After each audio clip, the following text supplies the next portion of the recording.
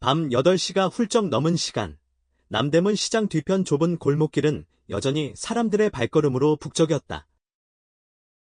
노란 가로등 불빛이 오후 내린 비로 축축한 바닥에 반사되어 일렁거렸고, 길거리 음식 좌판에서는 김이 모락모락 피어올랐다. 특히 근인의 밥집에서 풍겨져 나오는 따뜻한 된장찌개 냄새는 지나가는 사람들의 발걸음을 붙잡았다. 소박한 공간 안에서는 주문받는 소리, 찌개 끓는 소리, 그리고 손님들의 웃음소리가 뒤섞여 정겨운 분위기를 자아냈다. 마치 서울의 어느 골목길에서 흔히 들을 수 있는 그런 익숙한 풍경이었다. 구석진 카운터에서는 젊은 나이에 벌써 능숙한 손놀림으로 음식 배달을 하는 은희가 보였다. 낡은 앞치마에는 얼룩이 져 있었지만 그녀의 얼굴은 힘든 기색 없이 활기차 보였다. 이마에 송골송골 맺힌 땀방울은 그녀의 열정을 보여주는 듯했고, 그녀의 밝은 눈과 환한 미소는 주위 사람들에게 훈훈함을 선사했다. 손님들에게 밝게 인사하거나 고개를 숙여 정중히 인사를 할 때마다 그녀만의 따뜻함이 느껴졌다. 올해 24대 은희는 강원도 산골의 작은 마을에서 태어나 자랐다. 그녀는 어린 시절부터 어려운 환경에 익숙했다. 일찍 세상을 떠난 부모님 대신 그녀는 어린 동생과 할머니를 돌봐야 했다. 은희는 19살 때부터 서울로 올라와 일을 시작했다. 생활비를 벌어야 했고, 대학생인 여동생의 학비와 할머니의 약값을 마련해야 했다. 은희네 밥집은 그리 좋은 일터라고 할 수는 없었다. 비좁은 공간의 낡은 테이블과 의자, 가끔 까다로운 손님들 때문에 은희는 힘들 때도 있었다. 하지만 은희는 단 한 번도 불평하지 않았다. 매일 아침 6시부터 시작되는 그녀의 일은 밤이 늦어서야 끝났지만, 그녀는 항상 자신만의 특별한 습관을 지키려 노력했다. 하루 영업을 마치고 남은 밥이나 반찬들을 모아 정성스럽게 포장해서 근처 공원으로 나갔다. 그곳에서 노숙자들에게 따뜻한 식사를 나누어 주곤 했다. 오늘도 예외는 아니었다. 마지막 테이블까지 깨끗하게 정리하고 동료들과 작별 인사를 한 후, 은희는 헝클어진 긴 머리를 질끈 묶고 낡은 가방을 어깨에 둘러맸다. 그녀의 손에는 정성스럽게 포장된 도시락 2개가 들려 있었다. 익숙한 골목길을 지나 공원으로 향하는 발걸음은 그녀의 일상적인 여정이었다. 공원 벤치에는 몇몇 노숙자들이 웅크리고 앉아 있었다. 희미한 가로등 불빛 아래 그들은 더욱 작고 외로워 보였다. 은희는 조심스럽게 다가가 낡은 손을 가진 한 할아버지에게 따뜻한 도시락을 건넸다. 할아버지, 따뜻한 밥이에요. 맛있게 드시고 힘내세요. 그녀는 작은 목소리로 따뜻하게 말했다. 할아버지는 고개를 들어 쳐다봤다. 흐릿하던 눈빛이 잠깐 반짝였다. 고맙네, 아가씨. 마음씨가 참 곱구먼. 은희는 그저 미소 지을 뿐이었다. 더 이상 아무 말도 하지 않고 갓난아이를 안고 있는 젊은 엄마에게 남은 도시락을 건넸다. 모든 이들이 잘 있는지 확인한 후에야 은희는 허름한 쪽방으로 향했다. 그녀의 집은 가난한 동네 골목길 어딘가에 있었다. 공원 어두컴컴한 한쪽 구석에는 고급 승용차가 조용히 서 있었다. 성공한 사업가인 태주는 차 안에서 젊은 여자의 모든 행동을 지켜보고 있었다. 퇴근길에 우연히 은희를 발견했고, 그녀의 모습에 호기심이 생겨 차를 세우고 그녀를 관찰하고 있었던 것이다. 은희의 행동은 태준에게 놀라움을 주었다. 평범한 옷차림에 그다지 부유해 보이지 않는 그녀가 시간을 내어 자신의 음식을 다른 사람들과 나누고 있었기 때문이다. 대부분의 사람들이 무관심하게 지나치는 그런 사람들을 돌보는 그녀의 모습은 그의 눈길을 사로잡았다. 저 여자는 대체 누구지? 태주는 혼잣말을 하며 은희의 뒷모습에서 눈을 떼지 못했다. 태주는 38세의 나이에 서울에서 가장 부유하고 영향력 있는 사업가 중 한 명이었다. 그는 대형 부동산 그룹의 수호였고 수많은 도시에 걸쳐 수백억 원에 달하는 프로젝트를 소유하고 있었다. 많은 사람들이 그의 삶을 부러워했고 그는 고급 저택, 스포츠카, 그리고 성공적인 사업을 가지고 있었다. 하지만 화려한 외모와는 달리 그는 외로운 삶을 살고 있었다. 태주는 가난한 집안에서 자랐다. 아버지는 일찍 돌아가셨고 그의 어머니는 힘든 노동을 하며 두 아들을 키워야 했다. 어릴 때 그는 어머니를 도와 길거리에서 복권을 팔아야 했다. 한 번은 복잡한 시장에서 길을 잃었고 어떤 낯선 여자의 도움을 받아 따뜻한 밥을 먹을 수 있었다. 그 여자는 그에게 남에게 친절을 베푸는 것은 절대로 헛된 일이 아니다. 내가 착하게 살면 언젠가는 세상이 너에게 좋은 것을 돌려줄 거야 라고 말했다. 그 말은 그의 마음속 깊이 새겨졌다. 부자가 된 후에도 그는 그 기억을 잊지 못했다. 하지만 그의 삶은 어린 시절의 순수함과는 거리가 멀었다. 비즈니스 세계에서 그는 배신과 이익만을 쫓는 인간관계를 너무 많이 목격했다. 친구, 동료, 심지어 옛 연인들까지도 그를 이용하려 했다. 그런 일들 때문에 태주는 점차 인간에 대한 믿음을 잃어갔다. 오늘 밤, 은희를 보았을 때 그의 심장은 오랜만에 따뜻함을 느꼈다. 그녀에게서 그는 자신이 잃어버렸던 것, 바로 진실성을 발견했다. 은희, 그는 마음속으로 그녀의 이름을 되뇌었다. 그녀에 대해 더 알아봐야겠다고 생각했다. 하지만 차에서 내리는 대신 그는 어둠 속으로 걸어가는 그녀를 지켜보았다. 그녀는 여전히 낡은 가방을 꽉 쥐고 있었다. 그런 다음 그는 공원을 떠났다. 서울의 밤은 언제나 쓸쓸하고 차가웠다. 특히 비가 내리는 날에는 더욱 그랬다. 오늘 밤은 마치 물을 끼얹은 듯 비가 쏟아졌고 세상은 회색빛으로 물들었다. 낮 동안 활기찼던 거리는 고요해졌고 오직 낡은 가로등 아래로 몇 대의 차가 지나갈 뿐이었다. 은희는 평소보다 늦게 일을 마쳤다. 오늘은 손님이 많았고 몇몇 사람들은 비가 그치기를 기다리며 늦게까지 가게에 머물렀다. 모든 일을 정리한 은희는 가방을 메고 두 개의 도시락을 든 채 야른 비옷을 입고 밖으로 나갔다. 차가운 빗줄기가 뺨을 때렸고 매서운 바람은 그녀의 몸을 움츠러들게 했다. 그럼에도 불구하고 은희의 발걸음은 23일 공원으로 향했다. 그녀는 그곳에서 도시락을 기다리는 사람들을 알고 있었다. 공원 근처에 도착했을 때 은희는 갑자기 발걸음을 멈췄다.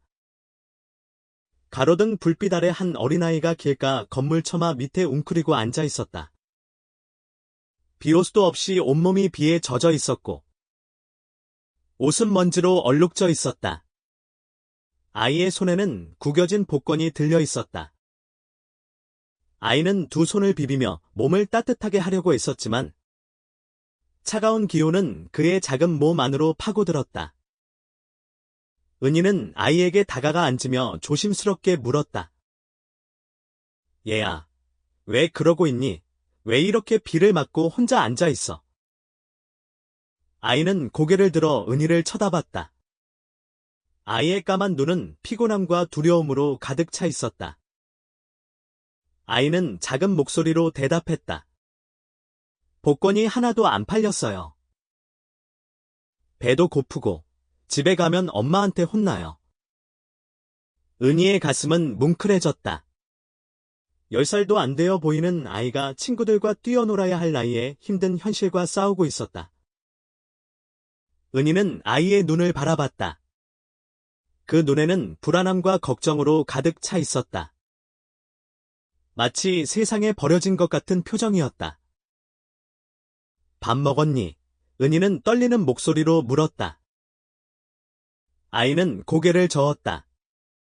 빗물이 여전히 작은 얼굴을 타고 흘러내렸다.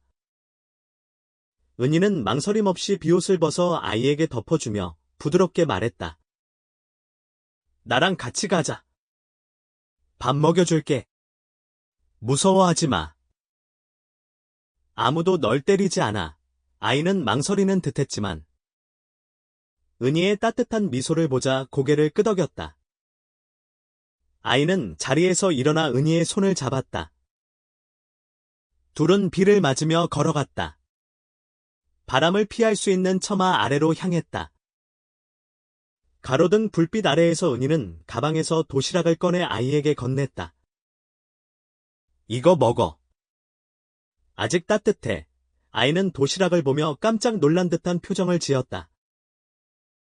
마치 이렇게 푸짐한 음식을 먹을 수 있을 거라고는 상상도 못한 것 같았다. 아이는 감사를 표하며 급하게 밥을 먹기 시작했다. 밥을 먹을 때마다 아이에게서 활기가 되살아나는 듯했고 굳어있던 작은 얼굴에는 미소가 번져나갔다. 은희는 조용히 앉아 아이가 밥을 먹는 모습을 바라봤다.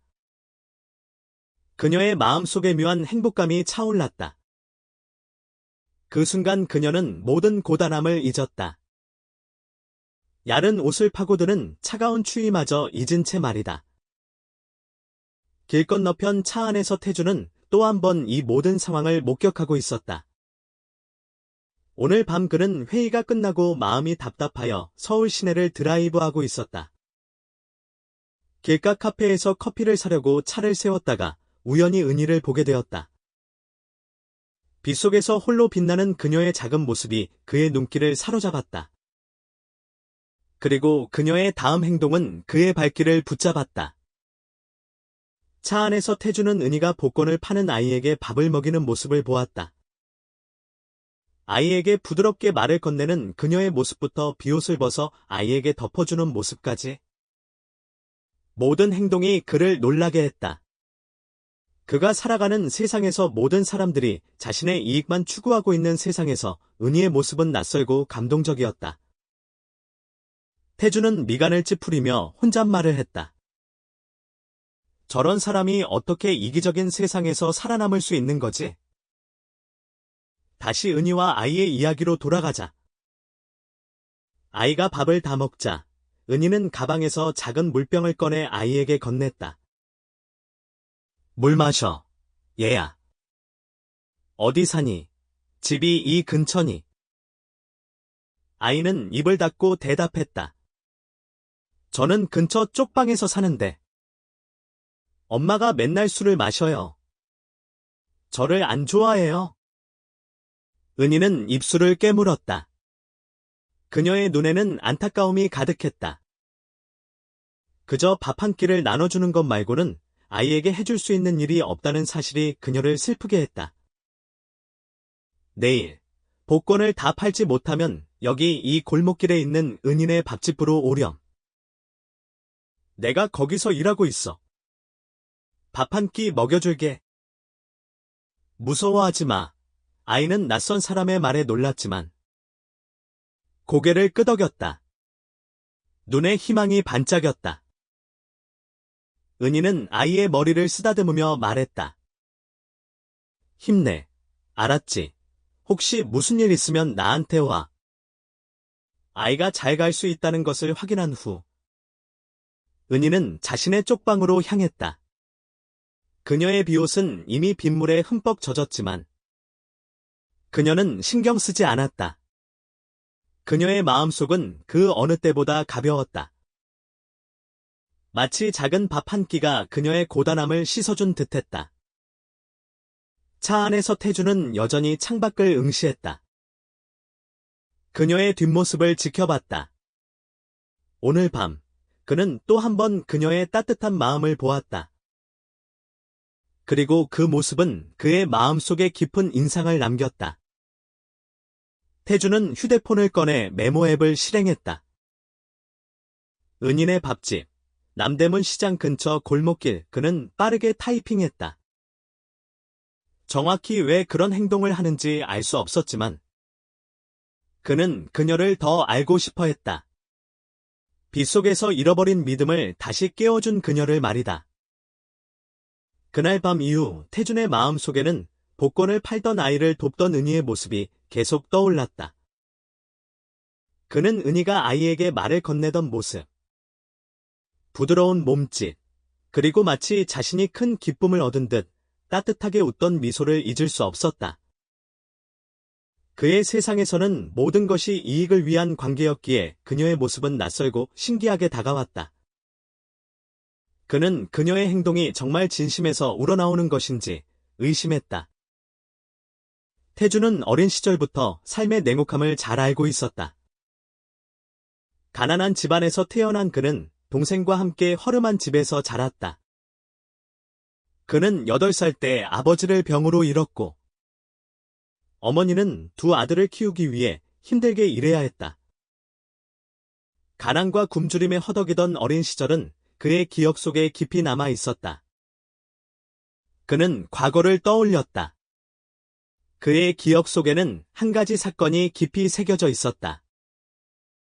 마치 그날 밤 빗속에서 은희를 보았을 때처럼. 그는 동생과 함께 시장에서 복권을 팔다가 길을 잃었던 적이 있었다. 그때 그는 겨우 10살이었고 동생은 6살에 불과했다. 어머니와 떨어진 후 두 형제는 울면서 시장을 헤맸다. 밤이 되자 두 형제는 배고픔과 피곤함, 두려움으로 떨며 시장 구석에 웅크려 앉아 있었다. 그때 한 낯선 여인이 나타났다. 나이는 50대쯤 되어 보였고 따뜻한 얼굴에는 고생한 흔적이 역력했다. 여자는 두 아이에게 말을 걸었고 곱밥 한 그릇과 물 한 병을 사다 주었다. 그날 태준에게 밥 한 그릇은 단순한 식사 그 이상이었다. 그것은 희망이었다. 떠나기 전 여자는 말했다. 너희는 어리지만 어른처럼 힘들게 살고 있구나. 친절함은 항상 중요한 거야.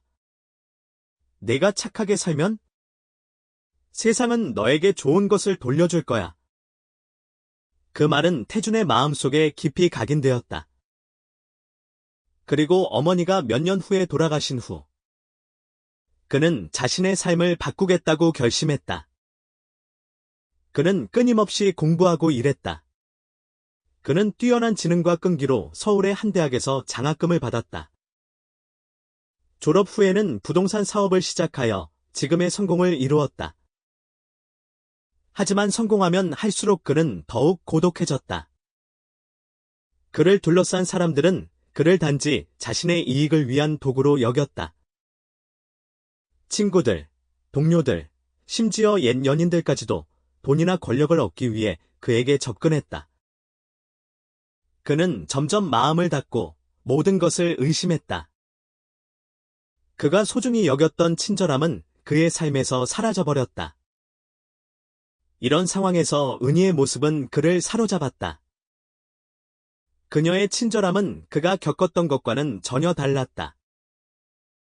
그것은 계산적이지 않았고 무엇을 얻기 위한 것도 아니었다. 그녀의 행동은 단순하고 진실되었으며 강력한 힘을 가지고 있었다.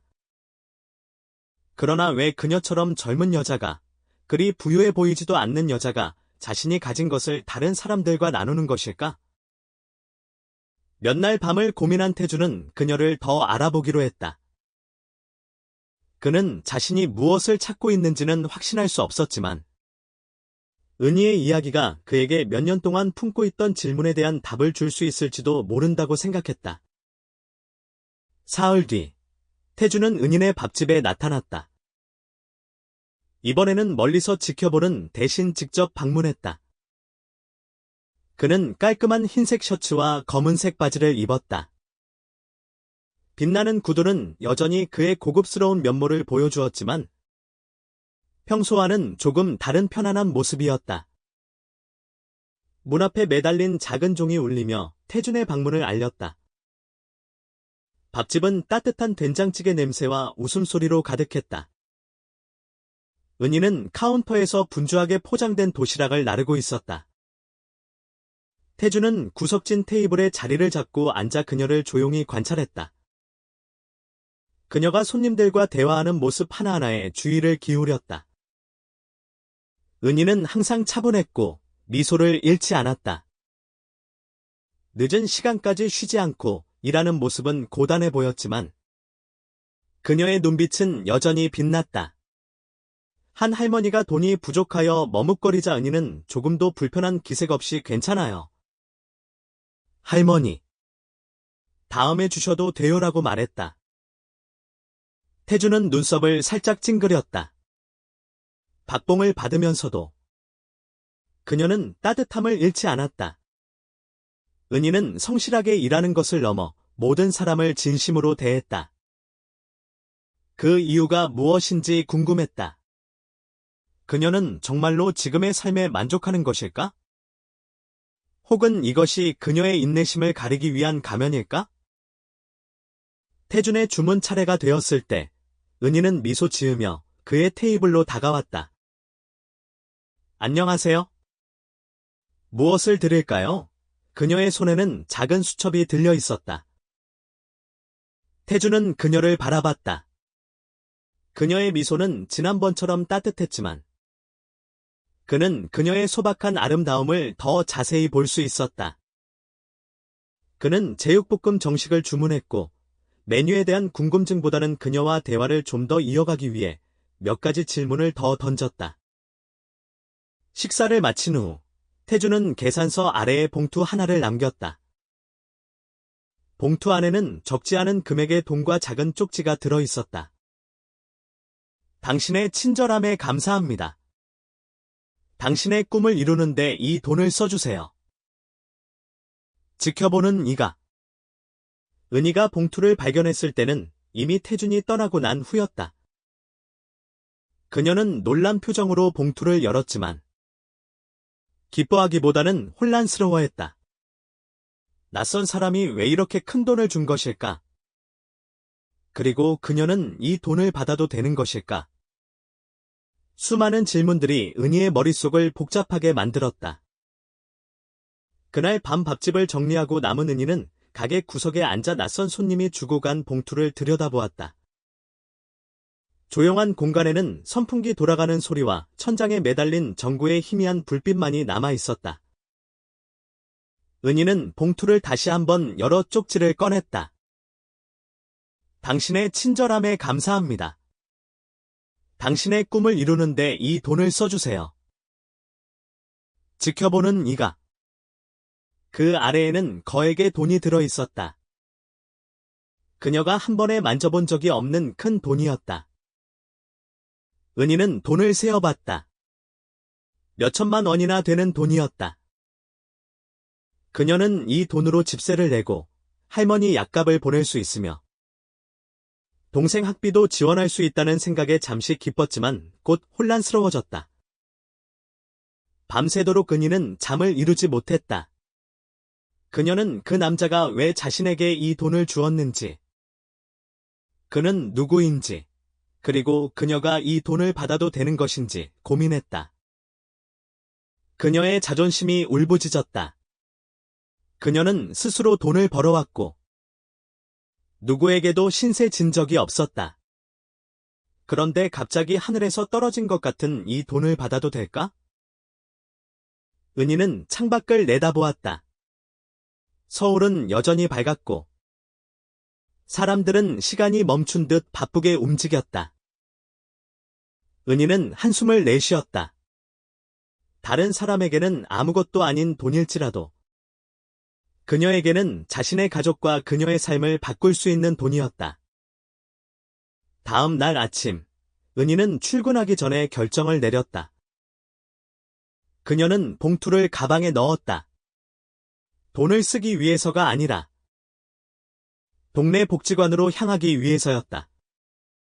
복지관으로 가는 길에 그녀의 마음은 한결 가벼워졌다.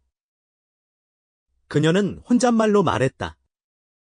이 돈이 내 돈이 아니라면 다른 사람을 돕는 데 쓰는 것이 옳아. 복지관에서 그녀는 관장을 만나 돈을 받게 된 이야기를 했다. 관장은 은희의 순수함에 감동하며 그녀에게 고마움을 표했다. 관장은 은희가 어려운 삶을 살고 있다는 것을 알았기에 그녀의 결정이 쉽지 않았을 거라는 것을 짐작하고 있었다. 복지관을 나섰을 때 은희는 마음이 편안해졌다. 하지만 그녀의 마음 속에는 그 돈을 준 남자에 대한 궁금증이 여전히 남아 있었다. 그는 누구이며 왜 그녀에게 그토록 큰 관심을 보이는 것일까? 한편 태주는 멀리서 그녀를 지켜보면서 그녀의 결정을 알아챘다. 은희가 복지관에 돈을 기부했다는 사실을 그의 직원이 보고했다. 태주는 당황스러웠다. 그는 은희의 모습에 감탄했지만 동시에 실망감을 느꼈다.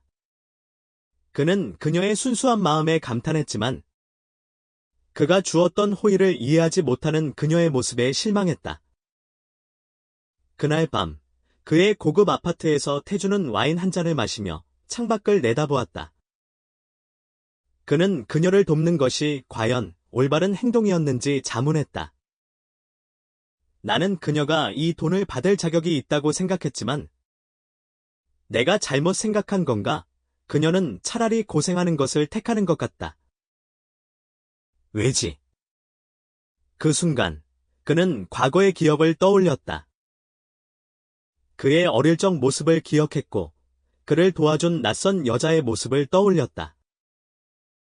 그는 그 여자가 했던 말을 기억했다. 친절함은 절대로 헛된 것이 아니다. 태주는 은희에 대한 이해가 부족했다는 것을 깨달았다. 그녀를 더 이해해야 했다. 사흘 후 태주는 은희네 밥집에 다시 찾아갔다. 이번에는 은희에게 직접 이유를 묻기 위해서였다. 그는 밥집 문을 열고 들어갔다. 종소리가 울리자 은희는 그를 알아보고 어색한 미소를 지었다. 태주는 미소 지으며 밥집 주방 근처 테이블로 걸어가 앉았다. 은희가 다가오자 그는 낮은 목소리로 말했다. 제가 지난번에 봉투를 놓고 갔던 사람입니다. 은희는 고개를 살짝 숙이고 단호하게 말했다. 그 돈은 기부했어요. 혹시 돈을 돌려받고 싶으시다면 죄송합니다. 태주는 그녀의 단호한 모습에 피식 웃었다. 그는 고개를 저으며 말했다. 돈을 돌려받으려는 건 아닙니다. 그저 왜 돈을 받지 않았는지 궁금했을 뿐입니다. 당신은 그럴 자격이 없다고 생각하는 건가요? 은희는 진실한 눈빛으로 태준을 바라보며 말했다. 모르는 분에게서 큰 돈을 받는 것은 부담스러운 일입니다. 받을 만한 이유도 없다고 생각하고요. 그 돈이 필요한 다른 사람들이 있을 거라고 생각해요. 은희의 대답에 태주는 순간 할 말을 잃었다.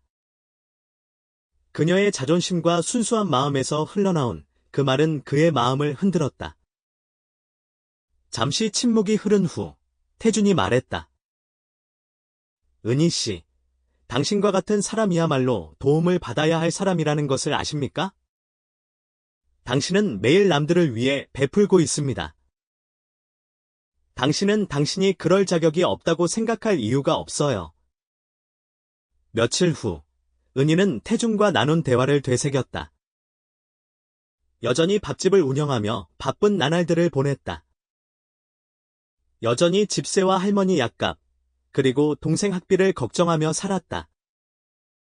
하지만 그녀의 마음속에는 태준의 말이 계속 맴돌았다.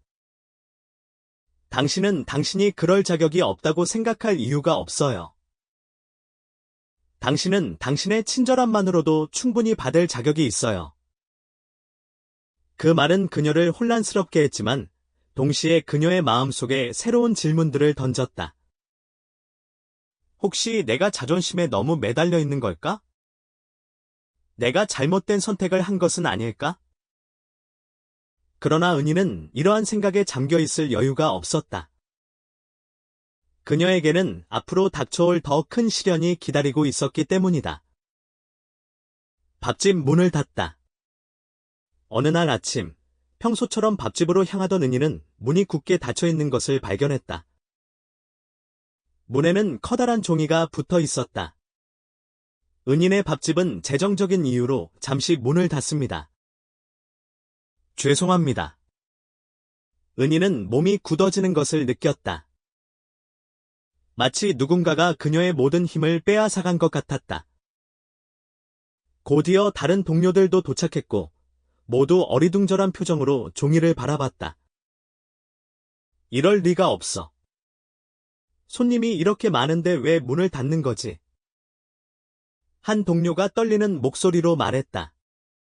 사장님이 무슨 큰 문제가 생긴 것 같아. 다른 동료는 웅크려 말했다.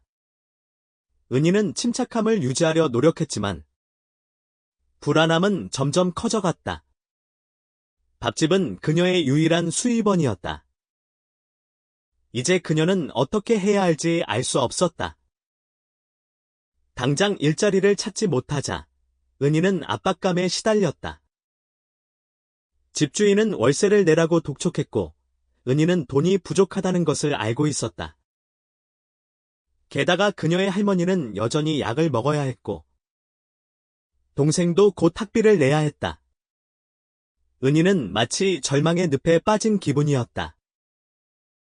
낮에는 일자리를 찾기 위해 돌아다녔지만 번번이 거절당했다. 밤이 되면 쪽방으로 돌아와 딱딱한 침대에 누워 하염없이 눈물을 흘렸다. 그녀는 돈을 빌려 문제를 해결할까 생각했지만 곧 그 생각을 지워버렸다.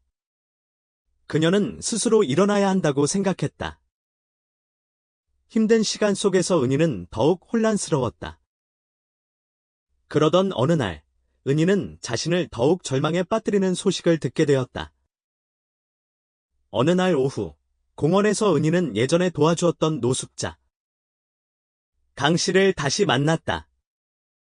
강 씨는 은희가 밥집에서 일할 때 여러 번 밥을 얻어 먹었고 돈을 빌려준 적도 있는 사람이었다. 그를 보자 은희는 미소 지으며 그에게 다가가 인사를 건넸다. 아저씨, 잘 지내셨어요? 제가 빵 조금 가지고 있는데 같이 드세요. 강 씨는 고맙다는 인사를 건넸지만 곧 이야기를 꺼냈다. 은희 씨, 제가 돈이 좀 필요한데 빚을 졌어요. 쫓겨날지도 몰라요. 도와줄 수 있겠소? 은희는 망설였다. 도와주고 싶었지만 그녀 자신도 돈이 부족했다. 아저씨, 정말 도와드리고 싶지만 저도 지금 너무 힘들어요. 돈이 없어요. 그녀의 대답을 들은 강 씨는 화를 냈다. 나한테는 돈이 없다고 하면서 왜 남들은 도와주는데? 당신의 친절함은 당신이 좋아하는 사람에게만 해당하는 거요. 그 말은 칼날처럼 은희의 가슴을 찔렀다. 그녀는 배신감과 실망감으로 고통스러웠다. 그녀가 도움을 주었던 사람이 그녀를 이렇게 대하는 모습은 그녀에게 큰 상처를 안겨주었다. 은희는 아무 말 없이 그 자리를 떠났고 고통과 실망감은 집으로 돌아오는 내내 그녀를 괴롭혔다. 그날 밤, 은희는 지난 일을 되새기며 잠 못 이루었다. 그녀는 자기 자신의 친절함에 의문을 품기 시작했다. 내가 남들을 도우면 무엇을 얻는 거지? 내가 남들을 도와줘도 그들은 결국 나를 무시할 뿐이야. 내가 너무 순진했기 때문에 스스로를 힘들게 하는 건 아닐까? 은희가 절망에 빠져 있을 때 태준이 다시 나타났다. 이번에는 멀리서 지켜보는 대신 직접 은희의 쪽방을 찾아온 것이었다. 문을 열고 태준을 본 은희는 깜짝 놀랐다. 어떻게 여기 계세요? 태준은 부드러운 미소를 지으며 말했다. 밥집이 문을 닫았다는 소식을 들었습니다. 당신이 괜찮은지 알고 싶어서요. 은희는 당황스러웠지만 동시에 그의 관심에 감동했다. 하지만 그녀는 여전히 자존심을 지키고 싶었다. 괜찮아요. 제가 알아서 할 수 있어요. 태준은 그녀의 눈을 똑바로 보며 말했다. 당신은 혼자서 너무 많은 것을 짊어지고 있어요. 은희 씨, 당신도 도움을 받을 자격이 있어요. 혼자서 모든 것을 감당하려 하지 마세요. 제가 당신을 도와주고 싶습니다.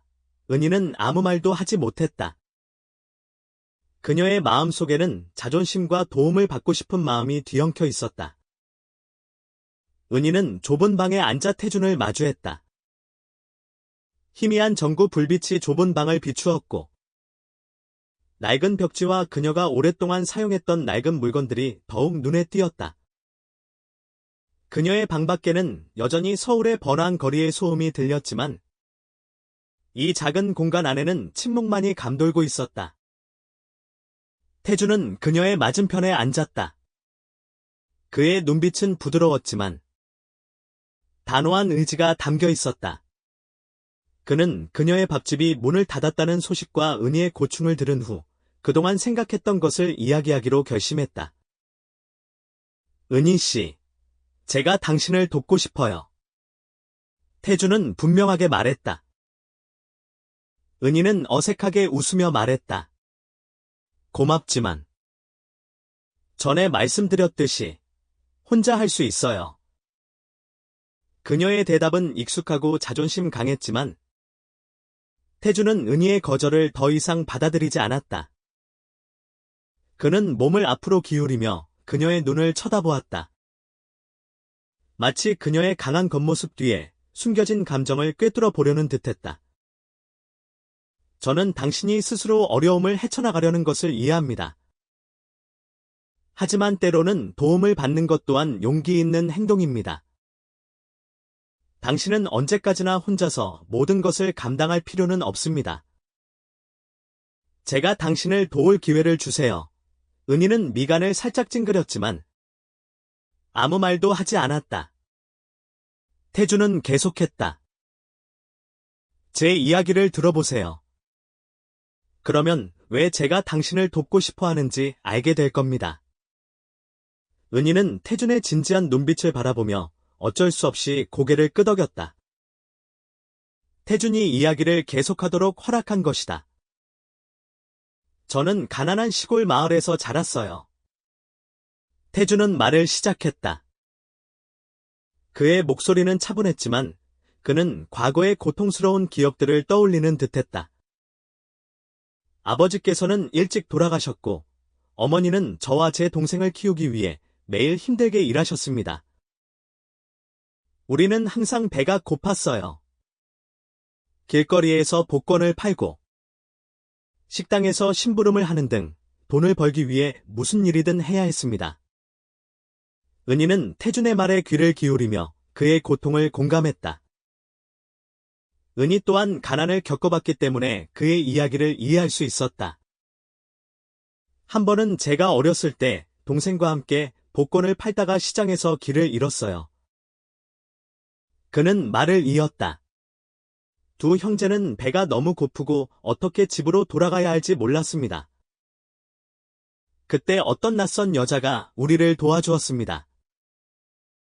그 여인은 밥을 사주고 제게 착하게 살면 언젠가 세상이 당신에게 좋은 것을 돌려줄 것이다라고 말했습니다.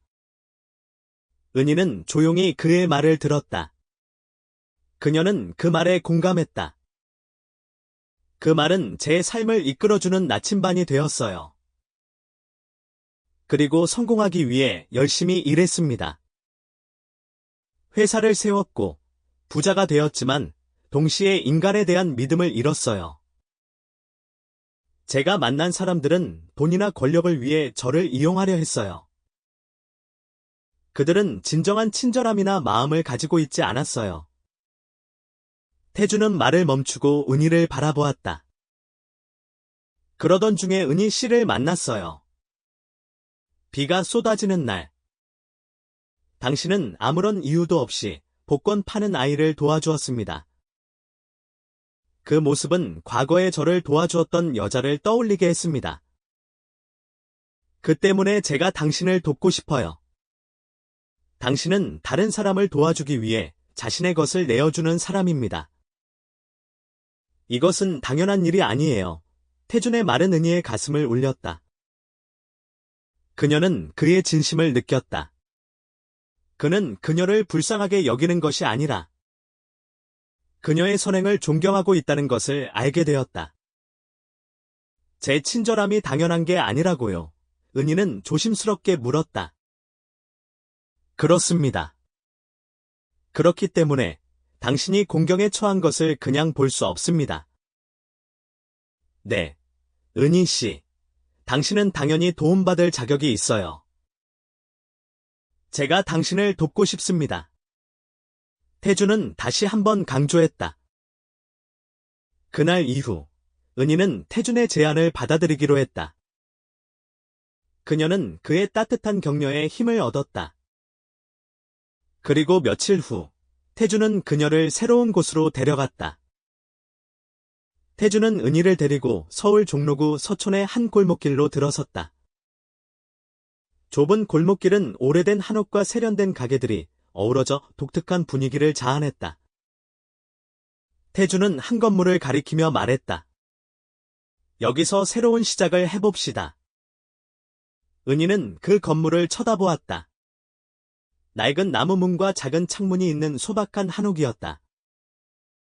서촌다방이라고 쓰인 빛바랜 간판이 세월의 흔적을 보여주었다. 은희는 그 건물을 자세히 살펴봤다.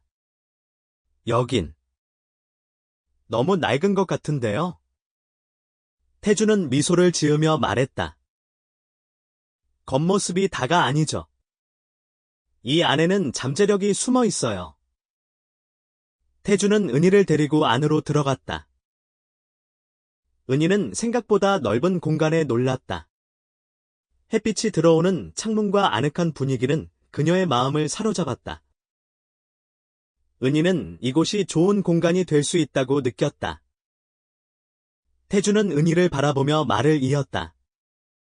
이곳은 지난 몇 년 동안 문을 닫은 채 방치되어 있었어요. 하지만 이제 당신에게 맡기려고 해요. 당신이 원하는 대로 자유롭게 꾸며보세요. 당신의 첫 번째 시험이라고 생각하면 됩니다. 은희는 태준을 바라보았다.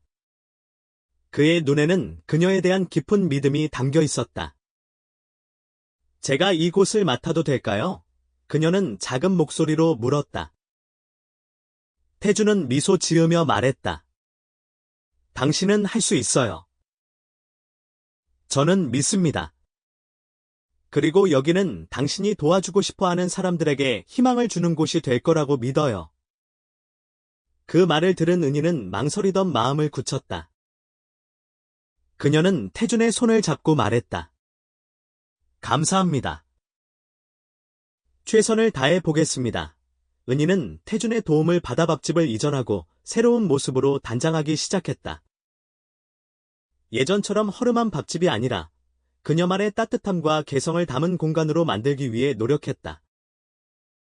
낡은 벽을 페인트 칠하고 테이블과 의자를 바꾸고 밝은 조명을 설치했다. 손수 만든 작은 화분들을 배치했고 벽에는 따뜻한 그림과 문구를 써넣었다. 이 모든 과정을 통해 은희는 자신이 진정으로 무엇을 원하는지 깨달았다. 그녀는 단순히 배를 채우는 공간이 아니라 사람들의 마음을 따뜻하게 하는 공간을 만들고 싶어 했다. 하지만 그녀의 여정은 순탄치만은 않았다. 부족한 예산과 경험으로 그녀는 매일 밤늦게까지 잠을 이루지 못했다. 메뉴 개발, 재료 관리, 손님 응대까지 모든 것을 그녀 스스로 해야 했기 때문이다. 때로는 예상치 못한 어려움으로 좌절하기도 했지만 그녀는 포기하지 않았다. 태준의 조언과 지원은 그녀에게 큰 힘이 되었다. 태준은 그녀에게 필요한 자금을 지원해 주었고 그녀가 사업 경험을 쌓을 수 있도록 도왔다. 그는 그녀가 어려움을 겪을 때마다 곁에서 격려했고 그녀의 작은 성공에도 진심으로 기뻐했다. 그녀의 노력은 헛되지 않았다. 조금씩 손님들이 늘어났고 가게는 훈훈한 분위기로 가득 찼다. 사람들은 그녀의 따뜻한 음식과 진심 어린 친절에 감동했다. 그리고 은희는 손님들과 이야기를 나누면서 그들의 이야기에 귀 기울여주고 그들의 아픔을 함께 나누었다. 은희는 자신의 가게가 단순히 식사를 하는 곳이 아닌 사람들이 서로 위로하고 격려하며 따뜻한 사랑을 나눌 수 있는 공간이 되기를 희망했다. 그녀는 밥집 한쪽에 작은 책장을 만들어 손님들이 자유롭게 책을 읽을 수 있게 했고, 때로는 작은 음악회를 열어 서로의 마음을 위로했다. 어느 날, 은희는 자신이 도와주었던 복권을 파는 아이가 가게를 찾아온 것을 보았다. 아이는 이제 가게를 도와주는 어엿한 직원이 되어 있었다. 은희는 그 아이를 보면서 자신의 친절함이 헛되지 않았다는 것을 다시 한번 느꼈다. 하지만 기쁨도 잠시, 예상치 못한 시련이 은희를 덮쳤다. 밥집을 운영한 지 몇 달이 되지 않아 건물주로부터 30일 안에 건물을 비워달라는 통보를 받았다. 새로운 건물주가 건물을 허물고 대형 쇼핑몰을 세울 계획이라는 것이었다. 은희는 절망감에 빠졌다. 그녀의 노력이 모두 물거품이 될 위기에 처한 것이었다. 그녀는 태준을 찾아가 눈물을 흘리며 말했다. 이제 어떻게 해야 할지 모르겠어요? 제가 할 수 있는 것이 아무것도 없어요. 태준은 은희의 어깨를 감싸며 그녀를 위로했다. 괜찮아요. 은희 씨, 우리가 함께 헤쳐나갈 수 있어요. 며칠 후, 태준은 은희에게 새로운 소식을 전했다. 그는 근처에 괜찮은 건물을 찾았고 계약을 마쳤다는 것이었다. 은희는 그의 도움에 감사하면서도 걱정스러운 마음을 감출 수 없었다. 돈이 부족했던 그녀에게는 모든 것이 버거운 일처럼 느껴졌기 때문이다. 태준은 그녀에게 돈 걱정은 하지 말라고 말하며 그녀의 도전을 믿는다고 격려해 주었다. 은희는 다시 한번 용기를 냈다. 그녀는 태준과 함께 새 건물로 이사를 했고 낡은 가게를 수리하여 미소 카페라는 새로운 공간으로 다시 태어나게 했다. 미소라는 이름은 그녀가 사람들에게 주고 싶어하는 따뜻함, 사랑, 행복을 의미했다. 그녀는 새로 오픈한 카페에서 이전보다 더 많은 사람들과 교류했고 다양한 이벤트와 봉사활동을 통해 친절함을 나누기 위해 노력했다. 어느덧 시간이 흘러 은희의 카페는 동네에서 유명한 곳이 되었다. 많은 사람들이 그녀의 넉넉한 인심과 따뜻한 마음에 끌려 그곳을 찾았다. 특히 은희가 노숙자들을 위해 무료로 식사를 제공하는 날에는 많은 사람들이 카페를 찾았다. 그러던 어느 날, 카페에 한 남자가 찾아왔다. 그는 은희의 옛밥집에서 행패를 부렸던 강 씨였다. 강 씨는 카페 문 앞에서 망설이다 은희에게 조심스럽게 말을 건넸다. 미안하오. 그때 내가 너무 심했소. 은희는 그의 사과를 받아들이고 그를 카페 안으로 초대했다. 그리고 강 씨가 따뜻한 커피와 빵을 먹으며 편안한 시간을 보낼 수 있도록 배려해 주었다. 은희는 자신에게 상처를 주었던 사람에게도 친절을 베풀 수 있을 만큼 마음이 넓어져 있었다. 밤이 되자 태준이 카페를 찾아왔다. 그는 편안한 옷차림으로 카페 안을 둘러보았다. 많은 사람들로 북적이는 모습을 보며 그는 미소 지었다. 은희는 따뜻한 커피를 준비해서 태준에게 건넸다. 태준 씨, 덕분에 제가 이렇게 할 수 있었어요. 정말 감사해요. 태준은 은희를 바라보며 말했다. 아니요. 은희 씨, 당신이 해낸 거예요. 저는 그저 당신의 잠재력을 보았을 뿐입니다. 그는 잠시 말을 멈추었다가 진지하게 말을 이었다. 은희 씨, 제가 왜 당신을 믿는지 아시나요? 그 이유는 제가 당신에게서 우리 어머니의 모습을 봤기 때문입니다. 어머니가 제게 해주셨던 것처럼 당신도 다른 사람들에게 따뜻한 마음을 전하고 있습니다. 그리고 저는 당신이 세상을 더 좋은 곳으로 만들 수 있을 거라고 믿습니다. 태준의 말에 은희의 눈에는 눈물이 고였다. 그녀는 그에게 감사를 전하고 싶었지만 그의 눈빛을 바라보며 아무 말도 하지 못했다. 다음 날 아침, 은희는 오래된 편지를 발견했다. 그녀의 어머니가 보낸 것이었다.